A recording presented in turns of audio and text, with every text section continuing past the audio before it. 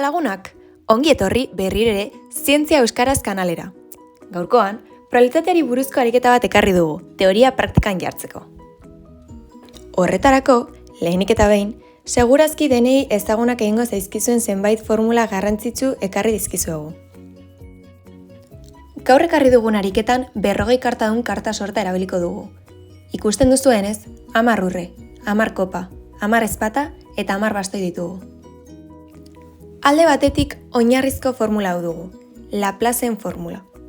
Ondoren, probabilitate baldintzatuaren formula deitzen dena.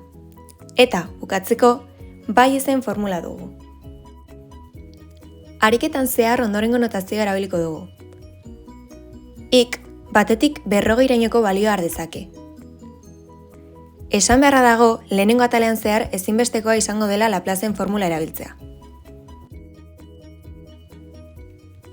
Lehendabizi, urrezko karten artean ausaz 3 lortzeko probabilitatea kalkulatzea eskatzen zaigu. Gogoratu, guztira 10 karta desberdin daudela familia bakoitzean. Beraz, Laplaceren legea aplikatuz, urrezko 3 lortzeko probabilitatea 1/10 izango da.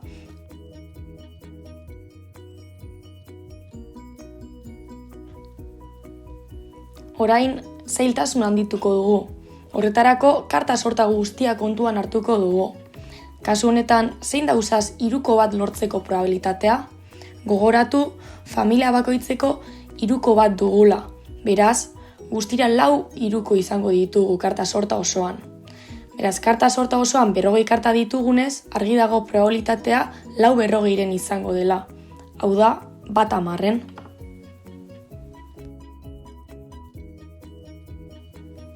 Jarraitzeko, ausaz urre bat lortzeko probabilitatea zein den aztertuko dugu. 40 karten artean 10 urrezko daude. Beraz, zein da urrea lortzeko probabilitatea?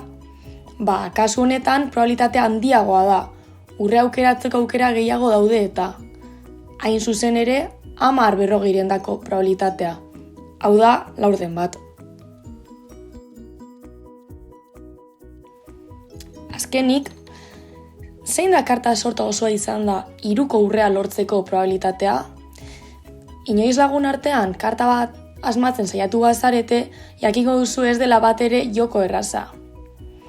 Gogoratu, 3ko urre bakarra dago karta sorta osoan.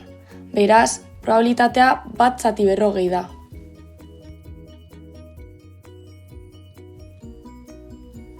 Ariketaren bigarren atalean, bideoaren sarreran aipatutako probabilitate baldintzatuaren eta Bayesen formulak praktikan jarriko ditugu. Kasu honetan, karta bat ez ezik 2 karta aurkeratuko ditugu. Lehendabizi karta bat hartuko dugu. Eta ondoren, lehen karta hori karta sortatik kanpo utziz, bigarren karta bat hartuko dugu. Atal honetan, kalkulatu behar dugun lehen probabilitatea ondorengoa da. Aukeratu dugun lehen karta urrea dela jakinda, zein da bigarren karta ere urrea izateko probabilitatea? Kasu honetan, probabilitate baldintzatuaren formula erabili behar dugu, goian dagoena.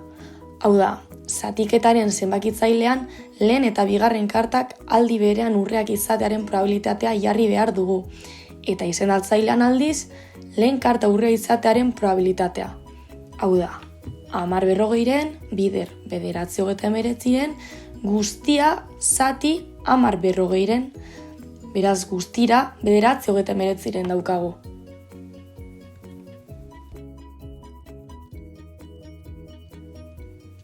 Bukatzeko kontrakoa kalkulatzea eskatzen zaigu.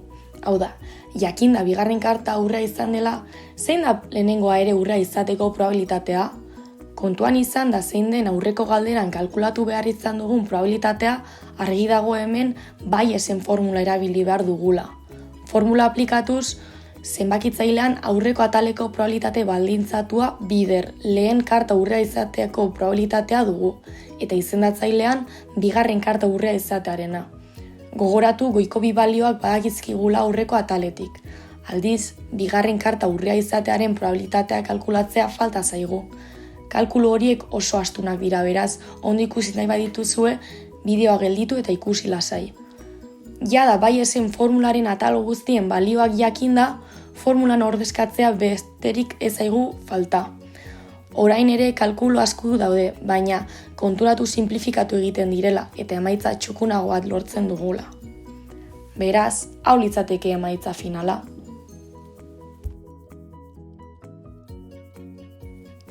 Bueno, lagunok, hau izan da guztia gaurkoz.